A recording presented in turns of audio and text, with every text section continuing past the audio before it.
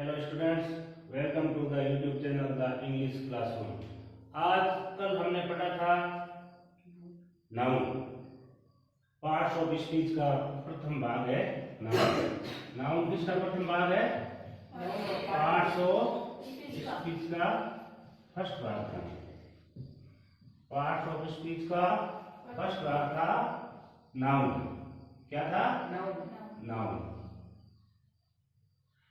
अब नाउन के अंदर ही 5 पार्ट होते हैं। नाउन के अंदर कितने पार्ट होते हैं? 5 पार्ट होते हैं। नाउन के अलग अलग प्रकार होते हैं।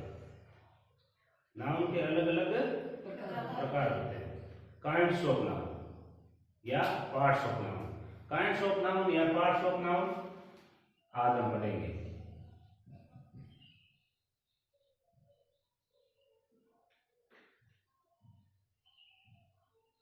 काइंड्स ऑफ नाउन्स, संज्ञा या संज्ञाओं के प्रकार। संज्ञा के प्रकार। संज्ञा के प्रकार। नाउन अब हिंदी के अंदर आप लोगों ने पढ़ा होगा कि नाउन 3 तरह के होते हैं। संज्ञा कितने प्रकार की होती है? 3 प्रकार की होती है। व्यक्तिवाचक संज्ञा, जातिवाचक, भाववाचक। 3 होती है ना। तो हिंदी के अंदर 3 प्रकार की संज्ञा होती है, लेकिन इंग्लिश लैंग्वेज थोड़ी और ज्यादा एडवांस है। ठीक है, इसके कारण उसमें नाउन के प्रकार 5 होते हैं। टोटल 5 नाउन के प्रकार होते हैं। ठीक है, पहले 5 के नाम लिख लो। नंबर 1 होता है proper noun. Proper noun. Number 2 होता है कॉमन नाउन।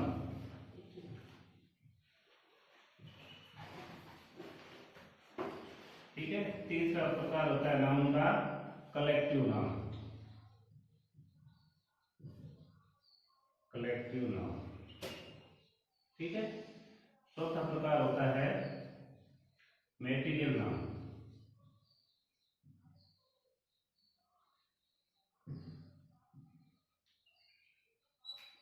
और फिफ्थ 5वां प्रकार होता है एब्स्ट्रैक्ट नाउन।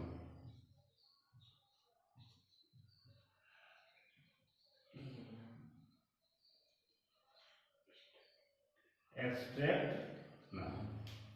ये नाउन के 5 प्रकार होते हैं। इंग्लिश लैंग्वेज में नाउन के 5 प्रकार होते हैं। हिंदी में मैंने अभी आपको बताया कि नाउन के 3 प्रकार होते हैं। फर्स्ट व्यक्तिवाचक संज्ञा, सेकंड जातिवाचक संज्ञा और भाववाचक संज्ञा। लेकिन इंग्लिश लैंग्वेज के अंदर थोड़ा और ज्यादा नाउन को डिटेल से पढ़ा गया है, या डिटेल नाउन की और ज्यादा डिटेल वर्गीकरण किया गया है। इसके कारण अंग्रेजी भाषा में नाउन को 5 प्रकार में बांटा गया है। कुल कितने प्रकार में बांटा गया है? 5। जिनको हम क्या बोलते हैं? Kinds of noun. जिनको हम क्या बोलते हैं? काइंड्स ऑफ नाउन, संज्ञा के प्रकार।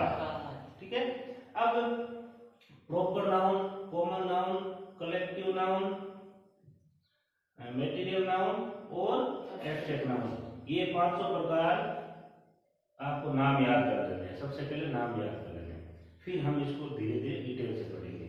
अब हिंदी में प्रॉपर नाउन का मतलब क्या होता है? देख लो, व्यक्ति वाचक संज्ञा। हिंदी में प्रॉपर नाउन का मतलब होता है व्यक्तिवाचक संज्ञा। कॉमन नाउन का मतलब होता है जातिवाचक संज्ञा। जातिवाचक संज्ञा। हम बाइलिंगुअल मेथड से पढ़ेंगे। हम दोनों भाषाओं को साथ साथ लेकर पढ़ेंगे, हिंदी में और इंग्लिश में, ताकि आपकी एक टाइम में एक साथ एक से अधिक 2 लैंग्वेज तैयार हो जाए। और अपनी इंडियन लैंग्वेज के हिसाब से बात करें तो हिंदी तो अपनी मातृभाषा है, अति आवश्यक है। और इसके साथ साथ इंग्लिश कौन सी भाषा है? ग्लोबल लैंग्वेज है। इंग्लिश इंटरनेशनल लैंग्वेज है, इसलिए ये भी जरूरी है। दोनों अच्छी कर लो। अब तीसरा है कलेक्टिव नाउन। कलेक्टिव नाउन को हम कहेंगे समूहवाचक संज्ञा। हिंदी में अगर इसको कहेंगे तो समूहवाचक संज्ञा। और मेटीरियल नाउन पदार्थवाचक संज्ञा। पदार्थवाचक संज्ञा, पदार्थवाचक ओब्लिग धातुवाचक संज्ञा, धातुवाचक संज्ञा। ठीक है, मेटीरियल नाउन मीन्स पदार्थवाचक या धातुवाचक संज्ञा। ऐसी संज्ञा है जो किसी पदार्थ या धातु को इंगित करे, पदार्थ या धातु के बारे में बताए, या पदार्थों और धातुओं के नाम जो होंगे वो सारे पदार्थवाचक संज्ञा या धातुवाचक संज्ञा में कहलाएंगे। लास्ट वाला है एब्स्ट्रैक्ट नाउन, इसको हिंदी में बोलते हैं भाववाचक संज्ञा, भाववाचक संज्ञा।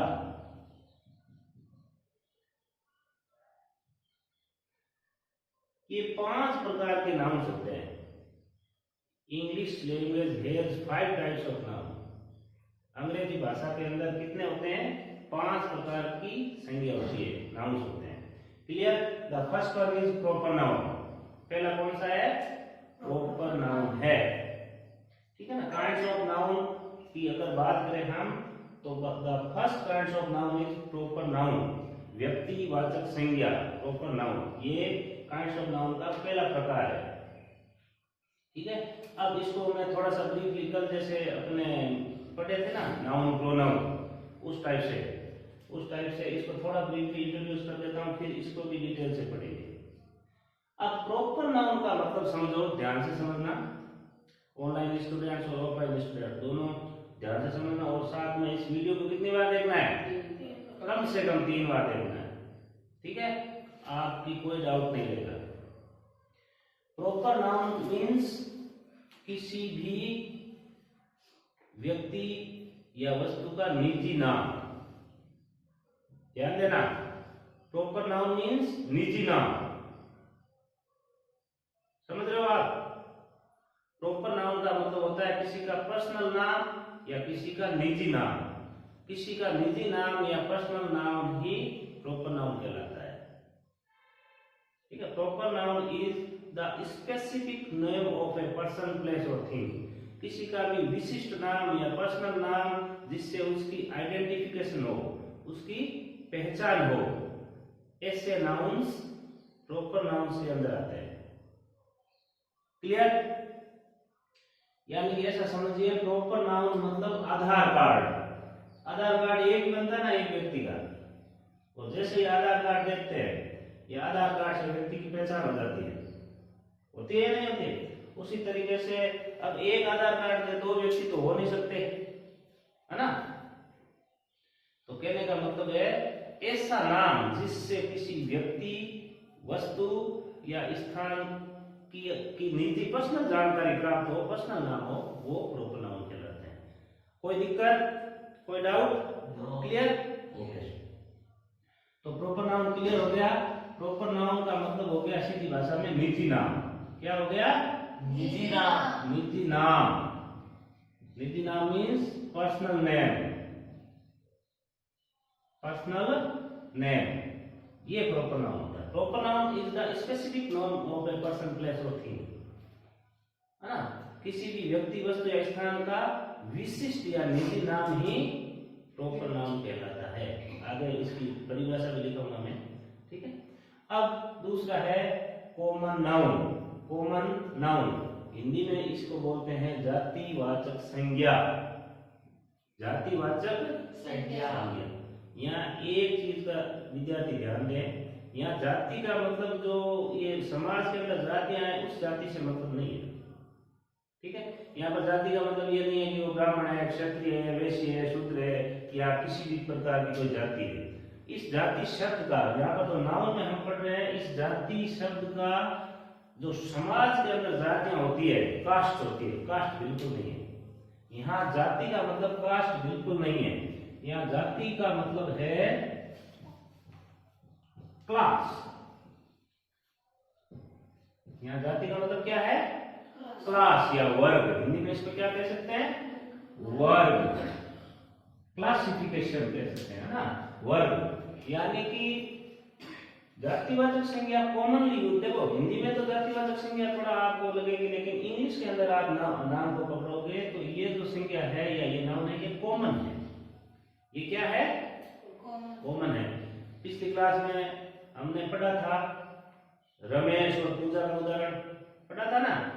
रमेश क्या था? प्रॉपर नाउन था, और बॉय क्या था? कॉमन नाउन था, है ना। और जिसने पिछली क्लास नहीं देखी है वो YouTube चैनल विजिट करे, उसको सब्सक्राइब करे और पिछली क्लास जरूर देखे। अब कॉमन नाउन में क्या होता है, किसी के लिए प्रयुक्त होने वाले शब्द होते हैं, किसी एक के लिए नहीं होते। जैसे बॉय है, सारे बॉय के लिए बॉय शब्द का यूज कर सकते हैं। गर्ल है, सारे गर्ल्स के लिए गर्ल शब्द का यूज कर सकते हैं। या किसी एक के लिए कर सकते हैं? नहीं, सारों के लिए कर सकते हैं। इसी तरीके से मैन है, मैन मीन्स आदमी, तो मैन का प्रयोग हम आदमियों के लिए कर सकते हैं, है ना। वुमन है ना। काऊ है, काऊ सारी काऊ के लिए काऊ शब्द का यूज करते हैं ना। तो कोई निजी नाम नहीं है, कोई उसका निजी नाम नहीं है। नहीं, जैसे कामधेनु, कामधेनु किसी गाय का नाम था ना। अपने हिंदू कथाओं में और हिंदू की जो माइथोलॉजिकल जो है उसके अंदर कामधेनु नाम है, वो किसका नाम है? गाय का। तो ध्यान देना, काऊ क्या है, यहाँ पर जो टॉपिक चल गया, जो काऊ है वो तो है कॉमन नाउन, और कामधेनु है वो है प्रॉपर नाउन। कामधेनु ये क्या है? ये बड़ा होगा, इसका आपको पता है। प्रॉपर नाउन का फर्स्ट लेटर हमेशा कैपिटल होता है ना। फर्स्ट नाउन आगे आएगा इसमें, first letter of the proper noun is always remains capital letter, ठीक है। वो कैपिटल होता है। अगर स्मॉल दिख रहा है तो इसको और ज्यादा कैपिटल कर देता हूं मैं। हो गया क्या? ओके, तो ये समझ में आ गया आपको? क्लियर है?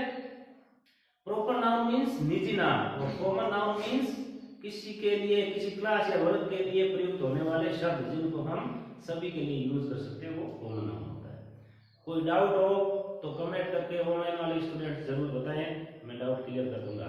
और ऑफलाइन वाले स्टूडेंट्स के तो कोई डाउट होगा तो अभी क्लियर हो जाएगा। ओके, अब नेक्स्ट कौन सा है? Collective noun, collection. कलेक्टिव शब्द है वो कलेक्शन से बना है।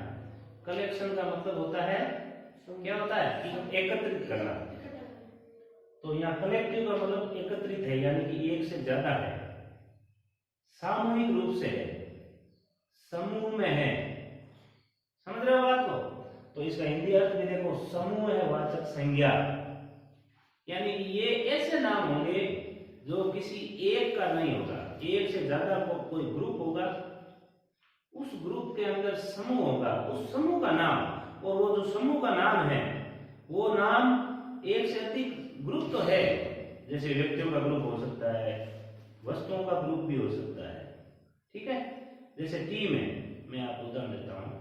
टीम है, टीम क्रिकेट टीम की बात करते हैं, कितने खिलाड़ी होते हैं? 11 खिलाड़ी होते हैं। और 11 खिलाड़ी तो एक्टिव होते हैं, कुछ पैसिव खिलाड़ी भी होते हैं, जैसे मान लो 3-4 ऐसे भी होते हैं जो इमरजेंसी में काम आते हैं। तो 11 खिलाड़ी है तो सिंगुलर और प्लूरल के हिसाब से देखा जाए तो 11 है तो एक से अधिक हो गए, प्लूरल होना चाहिए टीम। लेकिन टीम को हम पूरी टीम को एक एंटिटी मानते हैं, एक इकाई मानते हैं, है ना, ठीक है ना। A complete team is a entity, एक पूरी टीम क्या है? एक इकाई है, एक यूनिट है। उसको हम ज्यादा होते हुए भी उसको एक समूह मान लेते हैं, और उस पूरे समूह को हम सिंगुलर, एक वचन मानते हैं। ध्यान देना, यहाँ सबसे बड़ा डिफरेंस कलेक्टिव नाउन में यही है। दूसरे नाउन तो एक से अधिक होते ही क्या हो जाता है? प्लूरल हो जाते हैं, बहुवचन हो जाते हैं। लेकिन कलेक्टिव नाउन समूह तो एक से अधिक का होता है, लेकिन फिर भी उसको, उस समूह का नाम, वो नाम किसका है? समूह का नाम है, उन अलग अलग व्यक्तियों के या वस्तुओं के नाम नहीं है। इसलिए उस पूरे समूह को हम एक मानते हैं, और पूरे समूह के नाम को हम सिंगुलर यानी कि एक वचन में काउंट करते हैं। क्लियर है ये? इसलिए कलेक्टिव नाउन जो होता है वो एक वचन होता है, एक से अधिक का ग्रुप जरूर होता है, लेकिन ग्रुप एक होता है। अगर एक से ज्यादा ग्रुप हो गए, जैसे एक से ज्यादा टीमें हो गई, तो फिर वो टीम्स हो गया, तो फिर बहुवचन हो गया। क्लियर? तो यहाँ पर मैं उदाहरण आपको टीम का ही देता हूँ। जैसे टीम है, कोई भी टीम हो सकती है, फुटबॉल टीम हो सकती है, क्रिकेट टीम हो सकती है, या किसी भी गेम की टीम हो सकती है। तो जो टीम है उसमें एक से अधिक खिलाड़ी होते हैं, लेकिन फिर भी टीम को हम सिंगुलर मानते हैं। ये कलेक्टिव नाउन का थोड़ा स्पेशल कैरेक्टर है, ध्यान रखना इसको, मेन डिफरेंस यही है। ठीक है, आगे हम इसको डिटेल से पढ़ेंगे। अब फोर्थ है मेटीरियल नाउन। मेटीरियल नाउन को हम हिंदी में पदार्थवाचक संज्ञा या फिर धातुवाचक संज्ञा कहते हैं। अब यहाँ पदार्थवाचक और धातुवाचक का थोड़ा गहराई से समझो। वैसे तो इस दुनिया में सारी चीजें वो पदार्थ ही है ना, लेकिन यहाँ पर पदार्थवाचक या धातुवाचक, धातु तो आप पढ़ते हो साइंस में, धातु का मतलब क्या होता है, जैसे मेटल्स है ना, इंग्लिश में हम क्या कहेंगे, मेटल्स, जो खुदाई करके या नेचुरल अवस्था में मिलते हैं। नेचुरल ज्यादातर मेटल्स या जो धातु है वो नेचुरल मिलते हैं। एक यहाँ पदार्थवाचक। अब देखो इसमें आपको क्या काउंट करना है, आगे हम डिटेल्स पढ़ेंगे। यहाँ पर वैसे तो वस्तुएं जो होती है वो भी पदार्थ है, हर चीज पदार्थ है, लेकिन यहाँ पर पदार्थ का मतलब है हम डीपली उसको या तो केमिस्ट्री की भाषा में पढ़ रहे हैं, ध्यान देना, या तो उसको हम रसायन विज्ञान की भाषा में पढ़ रहे हैं, या उसको हम धातु के भाषा में समझ रहे हैं, समझ रहे हो बात को, या उसको अर्थ जो है, उसका अर्थ जो है वो पदार्थ की भाषा में समझ रहे हैं, उस कंडीशन में ये पदार्थ अर्थ होगा। अब एक बात थोड़ा मैं क्लियर कर देता हूँ कि जितनी भी खाने पीने की चीजें हैं, चाहे चाय है, दूध है, फूड है, भोजन है, इसके अलावा जैसे अपने जितने भी अनाज है, चाहे वो गेहूं है, चावल है ना, या ये कुकीज है, या जो भी आप डेली यूज में खाने पीने में जो यूज लेते हो जो चीजें, वो सारी की सारी मेटीरियल नाउन में जाएगी। आपका टॉपिक क्लियर हो जाएगा आधा तो यहाँ पर, वो सारी किस में जाएगी, फूड, जो खाने के पदार्थ हैं वो सारे मेटीरियल नाउन में जाएंगे। क्लियर है? तो आप ये आदि तो मेटीरियल नाउन यहीं पर क्लियर हो गई। खाने पीने की, भोजन की जितनी भी वस्तुएं होती है, जितना भी पदार्थ होता है, चाहे दूध हो, चाहे दही हो, चाहे घी हो, चाहे वीट हो, चाहे राइस हो, जितने भी, वो सारे मेटीरियल नाउन में जाएंगे। क्लियर? और धातु में जितने भी आपके मेटल्स हैं वो धातु में जाएंगे। वो आगे हम उदाहरणों द्वारा करेंगे इसको एक एक करके। अब है एब्स्ट्रैक्ट नाउन, बहुत ही खतरनाक नाउन है, सबसे इंपॉर्टेंट, सबसे पावरफुल नाउन है एब्स्ट्रैक्ट नाउन। ठीक है ना? क्योंकि पावरफुल कैसे है, ये इसलिए कि ये चार नाउन जो होती है ना, ये तो क्या होती है, ये तो दिखती है, ये तो दिखती है, उसका कुछ आकार होता है, उसका कुछ वजन भी होता है ना, उसमें कुछ साउंड भी हो सकता है, उसका कलर, रंग रूप भी हो सकता है, हो सकता क्या होता है। ठीक है? उसको टच करके भी हम देख सकते हैं, टच करके भी महसूस कर सकते हैं, उसको हम देख भी सकते हैं, उसको हम सुन भी सकते हैं, है ना, और उसको हम सूंघ भी सकते हैं, स्मेल ले सकते हैं। समझ रहे हो बात को आप? 5 सेंसेस ऑफ द ह्यूमन, मानव के 5 ज्ञानेंद्रिय होती है। 5 सेंसेस ह्यूमन के कितनी, मानव में कितनी ज्ञानेंद्रिय होती है? 5 होती है ना, कान, नाक, आंख, जीभ और त्वचा, 5 होती है ना। तो कहने का मतलब है ये शुरू वाली जो 4 नाउन्स है, ये 4 नाउन्स तो अपनी जो 5 सेंसर होते हैं, इसको हम सेंस, इंग्लिश में हम क्या बोलते हैं, सेंसेस, सेंसर, क्या बोलते हैं, सेंसर बोलते हैं। आजकल मोबाइल फोन में या कंप्यूटर में या डिजिटल जितनी भी ये मशीनरी है उसमें सेंसर आता है ना, जैसे मोबाइल में सेंसर होता है, इसको अपन पोर्ट्रेट करें तो ये ऐसे हो जाता है, और वापस इसको लैंडस्केप करें तो ऐसे हो जाता है, स्क्रीन घूम जाती है ना, तो उसको सेंस है, ग्रेविटेशनल फोर्स से उसको सेंस मिलता है। इसी तरीके से आजकल जैसे मोबाइल का उदाहरण देता हूँ, आप लोग देखते हो, हर कोई जानता है कि जैसे ही अपन अंधेरे रूम में तो मोबाइल की स्क्रीन डार्क हो जाती है, ठीक है ना, ब्राइटनेस कम हो जाती है, क्योंकि उसको आराम से दिखे, वो जैसा होता है। और जैसे ही हम बाहर धूप में जाए तो उसकी ब्राइटनेस फुल हो जाती है। ये कौन करता है? उसमें सेंसर लगा होता है। ठीक है ना, उसमें सेंसर लगा होता है, लाइट सेंसर होता है। क्लियर? तो उसी तरीके से हमारी बॉडी में, मानव की बॉडी में भी सेंसर होते हैं। कुल कितने सेंसर होते हैं? 5 तरह के। सबसे नंबर 1 आंखें, हमारी आंखें, eyes are the sensor of the human body. जो आंखें हैं वो मानव बॉडी की सबसे इंपॉर्टेंट होती है ना। इसी तरीके से हमारे ईयर्स, हमारे कान भी सेंसर है, ये किसी की बात को सुन सकते हैं। इसी तरीके से और कौन है? नाक भी हमारा सेंसर है, मानव बॉडी, ह्यूमन बॉडी का सेंसर है। इससे हम स्मेल ले सकते हैं, सुन सकते हैं। इसके अलावा और है कौन है बताओ?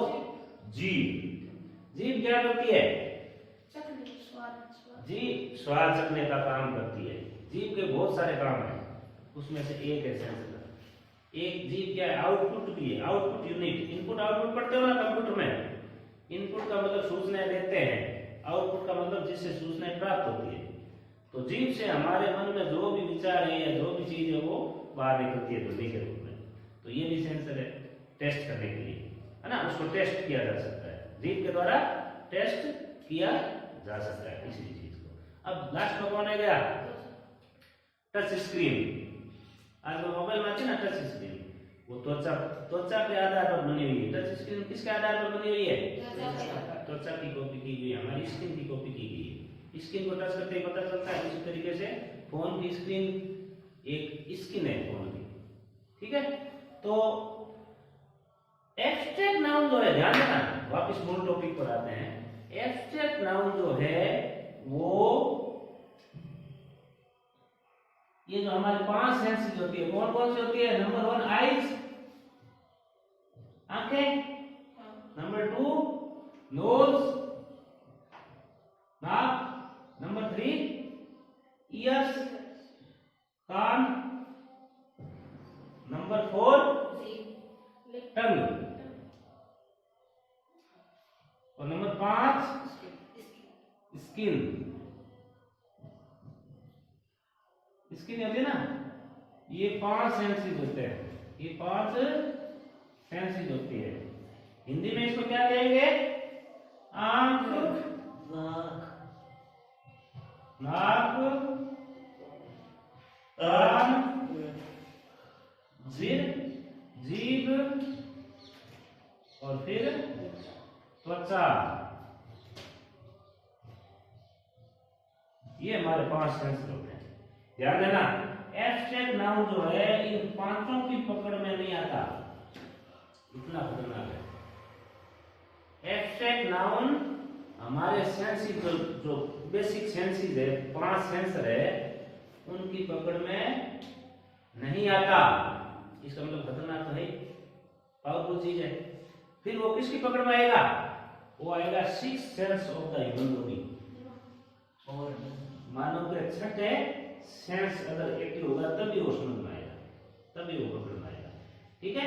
यानी कि वो सब चीजें हमारे ब्रेन से संबंधित होती है, हमारे मस्तिष्क से संबंधित होती है, हमारे सोचने से संबंधित होती है, हमारे इमोशन से संबंधित होती है, हमारे फीलिंग से संबंधित होती है, ठीक है ना। इसकी परिभाषा भी है, abstract nouns are the emotions and feelings. मूल रूप से जो फीलिंग्स और इमोशंस है वो एब्स्ट्रैक्ट नाउन है, ठीक है। भाववाचक संज्ञा, इमोशन है ना भाव। तो ये क्लियर है? काइंड्स ऑफ नाउन में कोई डाउट है आपको? बताओ, कोई दिक्कत नहीं है? ओके, तो अब आपको क्या करना है, इस सेम टू सेम अभी जैसे वीडियो है अपन रिकॉर्ड कर रहे हैं और ऑनलाइन यूट्यूब चैनल पे आपको देखना है। जैसे ही आपको फ्री मिलो, टाइम मिले, आपको यूट्यूब चैनल देखना है। एक चीज को 3 बार आप देखोगे, ये हमारे दिमाग की प्रकृति होती है। ध्यान देना, ये हमारे मन की, दिमाग की प्रकृति होती है कि हम किसी भी चीज को अगर 2 दिनों के अंदर 2 या 3 बार सुनते हैं या देखते हैं तो वो चीज हमारे मेमोरी में सेव हो जाता है। हमारा जो मेमोरी कार्ड होता है ना, स्थायी माइंड, एक होता है अस्थायी। जैसे दिन भर में हम बहुत सारी चीजें सुनते हैं, देखते हैं, लेकिन कुछ ही चीजें याद रहती है, क्योंकि उसको देख लिया, चलो एक क्या होता है, उसको 3-4 बार देखते, 3-4 बार सुनते कोई बात को, तो फिर विश्वास उत्पन्न हो जाता है मन में, और वो विश्वास उत्पन्न होते ही वो क्या करता है, हमारी रैम से फिर वो हमारे रोम में सेव कर देता है। ठीक है ना, मोबाइल के अंदर पहले रैम में काम होता है, सेव नहीं करते तब तक वो मोबाइल बंद होते ही वापस क्या हो जाता है, वापस वो खत्म हो जाता है, डिलीट हो जाता है। लेकिन आपने क्या किया, उस मोबाइल जो चालू है उसकी रैम है, उसकी रैम से भी सेव कर दिया मेमोरी कार्ड में, इंटरनल मेमोरी में या कंप्यूटर की हार्ड डिस्क में, तो फिर वो हजारों साल तक सुरक्षित रहता ना। वही बात है, एक बार आप यहाँ देखोगे, एक बार आप क्लास में आओगे, एक बार आप वीडियो देखोगे, तो सिर्फ और सिर्फ आपके माइंड में, आपकी रैम के अंदर सेव होगा ये चीज ज्ञान। और अगर उसको 3-4 बार रिपीट करोगे, उस वीडियो को बार बार देखोगे, तो उसको अपने दोस्तों के साथ बातचीत करोगे, उसको शेयर करोगे, है ना, तो क्या होगा, फिर वो आपका रैम से वो है आपकी स्थायी मेमोरी में सेव हो जाएगा, और फिर कभी नहीं भूलोगे आप। जो ब्रिलियंट स्टूडेंट होते हैं ना, 95+ आ गए, 90+ आ गए, 97 आ गए, वो क्या करते हैं, एक चीज को 3 बार, 4 बार, 5 बार, 6 बार पढ़ते रहते हैं, दूसरी बातों में बिल्कुल ध्यान नहीं देते। तो आज हमने पढ़ा पार्ट्स ऑफ स्पीच का जो फर्स्ट पार्ट है नाउन, उसके प्रकार पढ़े। क्या पढ़े, नाउन के प्रकार पढ़े। और सभी ऑनलाइन विद्यार्थी जो कि इस YouTube चैनल को देख रहे हैं, तो वो the English classroom YouTube channel को शेयर जरूर करें। ये सिर्फ और सिर्फ आप विद्यार्थियों के लिए बना हुआ चैनल है। आप जितना शेयर करोगे, सब्सक्राइब करोगे, उतना ही मेरे को बल मिलेगा, और अधिक से अधिक वीडियो हम अपलोड करते रहेंगे। इसी शुभकामनाओं के साथ, ओके, थैंक यू।